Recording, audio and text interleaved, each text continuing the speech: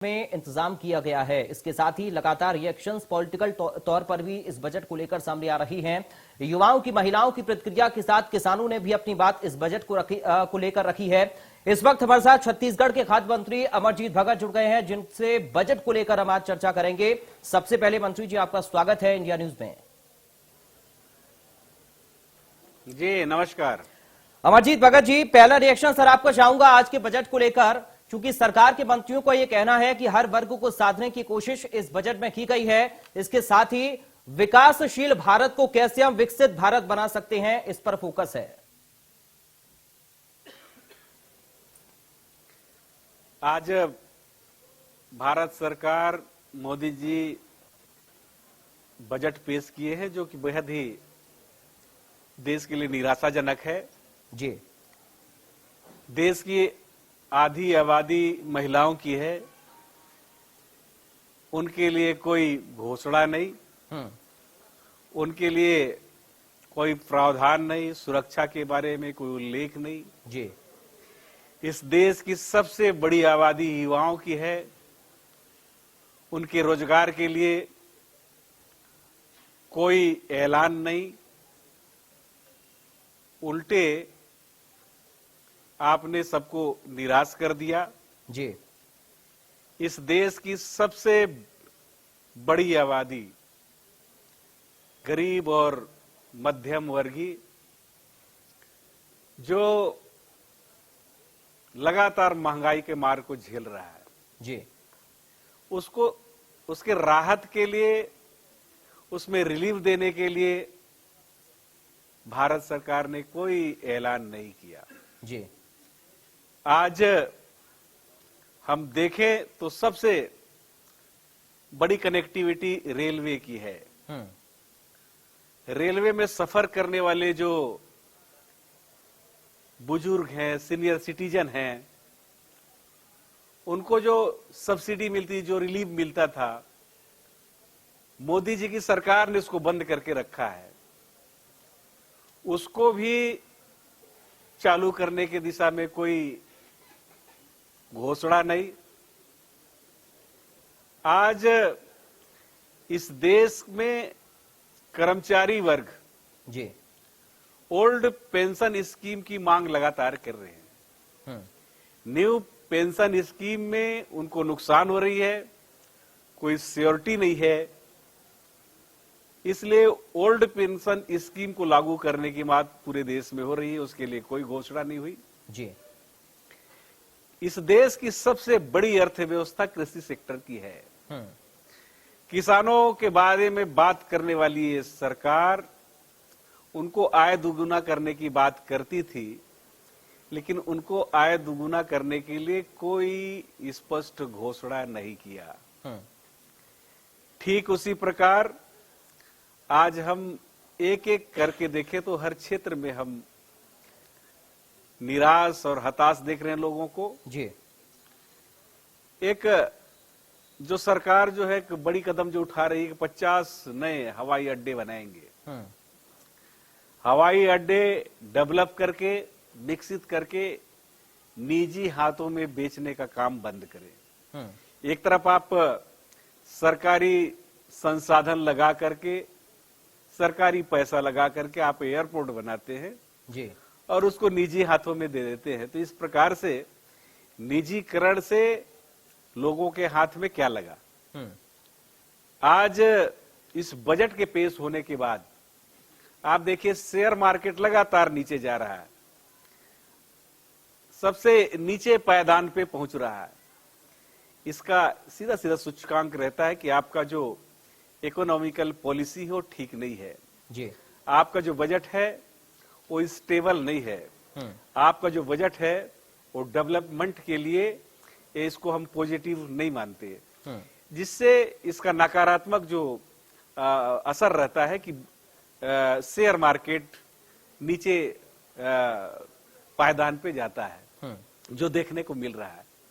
तो केवल बातों से ही नहीं होता है, काम भी करना पड़ता है। अगर जी, आपने कहा था कि इस देश का हम तकदीर बदलेंगे, तस्वीर बदलेंगे, उस दिशा में आपका कोई काम नहीं दिखता है। अच्छे दिन लाने की बात आपने कही थी, लेकिन आपने इस देश को क्या दिया? नोटबंदी दिया, जीएसटी दिया, इस देश को महंगाई दिया जी, इस देश को बेरोजगारी दिया। आपने पिछला कमिटमेंट किया था कि हम 2 करोड़ लोगों को हर साल नौकरी देंगे। आपने युवाओं को नौकरी दिया नहीं। आज घरेलू जो गैस उपयोग करते हैं एलपीजी का, उसका रेट लगातार बढ़ रहा है। पिछले सरकार में 400 के 450 हुआ करता था, आज 1000 पार हो गया है। रिलीफ देने के लिए आपने कोई अनाउंसमेंट नहीं किया। तो एक तरह से लोगों के हाथ में निराशा लगी है। अमरजीत भगत जी, आपने जिन बिंदुओं को छुआ सर, वो बहुत ज्यादा महत्वपूर्ण है और कहें तो वो मुख्य बिंदु हैं। पकड़ाने का काम किया है सरकार ने जी, और आने वाले समय में सरकार को लोग झुंझुना पकड़ाएंगे, इस बात को मैं कह सकता हूँ। ठीक है, आपने जिन बिंदुओं पर बात की बहुत ज्यादा महत्वपूर्ण है, उन पर बात होनी भी चाहिए। एक एक करके मैं सब पे आता हूं। सबसे पहला आपने कहा मिडिल क्लास फैमिली, तो टैक्स पेयर को ये उम्मीद थी कि उनको छूट मिलेगी, 7 लाख तक कर दिया। सर एक मिनट सवाल सुन लीजिए, उसके बाद आप जवाब दीजिएगा एक एक करके सबका। दूसरा, आपने मध्यम वर्ग का जिक्र किया, तो मैं एक बार सवाल पूरा कर लूं सर। एमएसएमई सेक्टर की बात करें तो उस पर फोकस सरकार ने इस बजट में किया है। आपने कृषि से जुड़ा सवाल किया, तो कृषि को लेकर भी इसमें प्रावधान किया गया। दरअसल एग्रीकल्चर एक्सीलरेटर फंड की व्यवस्था इस बार की गई है। आपने युवाओं की बात की, तो कौशल विकास योजना जो सरकार की लगातार चल रही है, उस पर फोकस किया गया है कि कैसे युवाओं का स्किल डेवलपमेंट हम कर पाएं और युवाओं को नौकरी की ओर अग्रसर कर पाएं। तो ये सारे प्रावधान तो बजट के अंदर किए गए हैं, तो फिर नाउम्मीदी नजर क्यों आती है? तो देखिए, आपने तो पहले भी घोषणा कर रखा था स्टार्टअप इंडिया, क्या हुआ? What happened your new startup India scheme, उसका रिजल्ट क्या आया? आपने अगर ये जो जिस पुरानी बात को फिर दोहरा रहे हैं, उसका आउटपुट रिजल्ट क्या है? आपने किया क्या है उनके लिए? आप कौशल विकास की बात करते हैं, तो कौशल विकास के लिए आपने अभी क्या किया? उसका आउटपुट रिजल्ट क्या है? केवल अनाउंस कर देने से नहीं होगा। आप बल्कि इन सारी बातों को देखेंगे तो केवल छत्तीसगढ़ के संदर्भ में हम बात करेंगे कि छत्तीसगढ़ सरकार ने जो योजनाएं चला रही है, जो घोषणा करी, यहाँ पर गोधन न्याय योजना, उसका भारतीय जनता पार्टी के हमारे साथियों ने खूब उपहास उड़ाया था। आज भारत की जो पार्लियामेंट्री जो एक्सटेंड कमेटी होती है, वो अध्ययन करके गई और आज मोदी जी उसी को लागू कर रहे हैं। तो आज भारतीय जनता पार्टी के साथियों के लिए तो बड़ा ये दुविधाजनक बात हो गई कि हम जिसका विरोध कर चुके उसका हम उसके पक्ष में उसका तारीफ कैसे करें। तो हमारे यहाँ की जो योजना है वो पूरे देश में सफल हो रही है, गोधन न्याय योजना।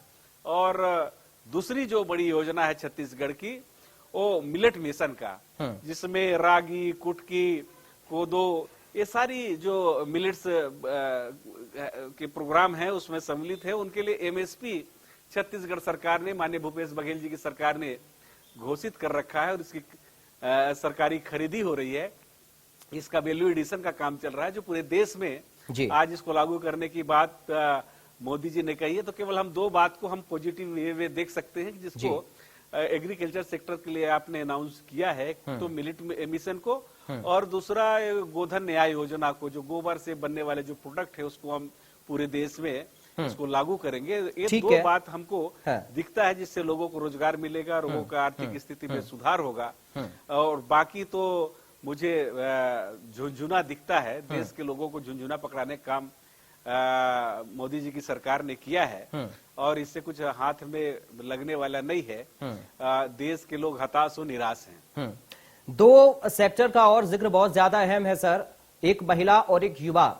महिलाओं को लेकर आपने बात कही, तो अमरजीत भगत जी, महिलाओं को लेकर सेविंग स्कीम का प्रावधान इस बजट में किया गया है। 2 लाख तक सेविंग पर 7.5% ब्याज मिलेगा। इसी तरह बुजुर्गों के लिए भी है। युवाओं की अगर हम बात करें तो 7 प्राथमिकताएं सेट की हैं इस बजट में सरकार ने, और उन 7 में एक युवा शक्ति भी है। देखिए, मोदी जी की सरकार में बहुत सारे अनाउंस होते हैं, लेकिन उससे इंप्लीमेंट नहीं होते हैं। आपने देखा होगा कि जीरो बैलेंस में पूरे देश में अकाउंट खोले गए थे। मैं पूछना चाहता हूं उसका आउटपुट रिजल्ट क्या रहा?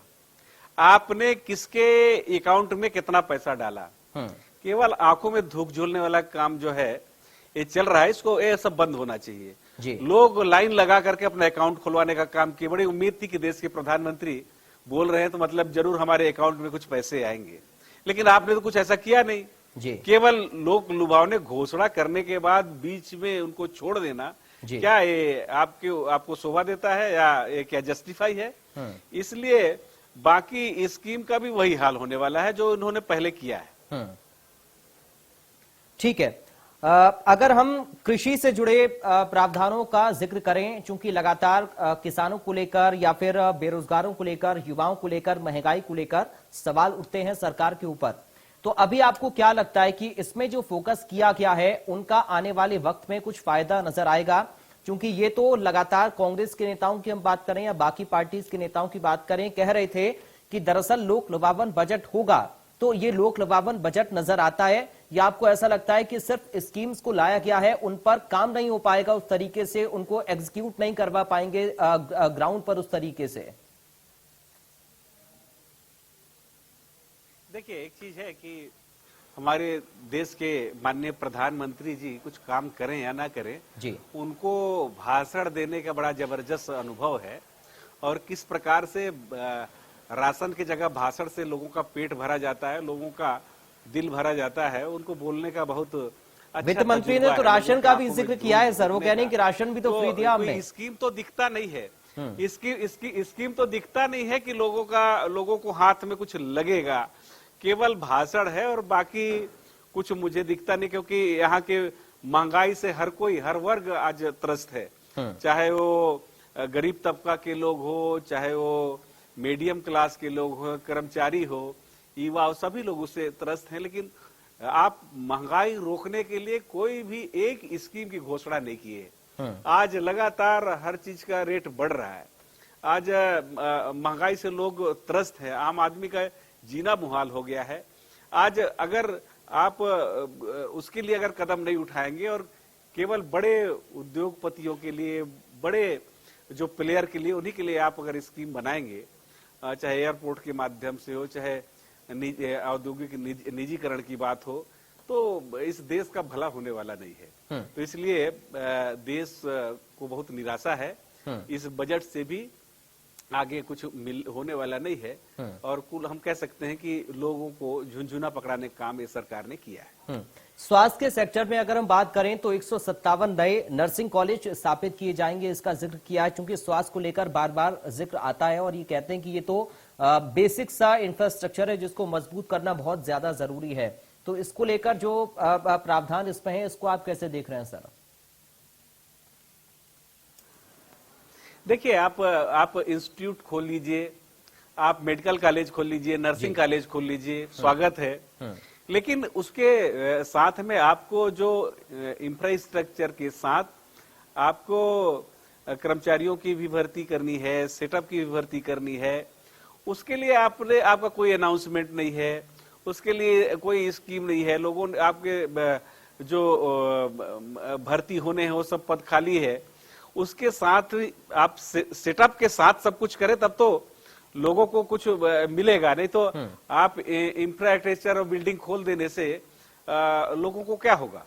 आप जब तक उसका सेटअप नहीं देंगे, आप उसमें लगने वाले संसाधन, उसके जो मशीनरीज हैं, आप आधा अधूरा में छोड़ देंगे तो इससे कुछ होने वाला नहीं है। इसलिए आप सेटअप के साथ अगर बाकी आप कोई भी चीज शुरुआत करते हैं तो आने वाले समय में कुछ हो पाएगा। लेकिन अभी तक तो दिखता नहीं है। और आज अगर बजट में आपने इसका प्रावधान करने की बात करी है तो इसके इम्प्लीमेंट होने में तो अभी टाइम लगेगा और कब बनेगा, कब लोगों तक इसका ग्राउंड में इसका लाभ मिलेगा। लेकिन बिना सेटअप के बिना सब अधूरा है। 2024 के लिहाज से ये बजट बहुत महत्वपूर्ण हो सकता है और इस बजट से जो युवा हैं, महिला हैं या फिर जो ऐसे लोग बहुत ज्यादा जरूरतमंद हैं जिनको छूट मिलनी चाहिए, महंगाई के तले जो दबे हुए हैं, उनको बहुत फायदा हो सकता है। ये लगातार विपक्ष के नेता कह भी रहे थे। तो आपको ऐसा लगता है कि क्या 2024 के हिसाब से इस बजट को बनाया गया है? देखिए, मोदी जी ने बीच में प्रयास जरूर किया था और एक उन्होंने स्कीम चलाया था गरीब कल्याण योजना, जिसमें लोगों को मुफ्त में 5 किलो राशन मिलता था जी। वो भी कुछ दिन दिया, जब तक 4-5 स्टेट में चुनाव था। उत्तर प्रदेश में चुनाव था, आसाम में चुनाव था, इधर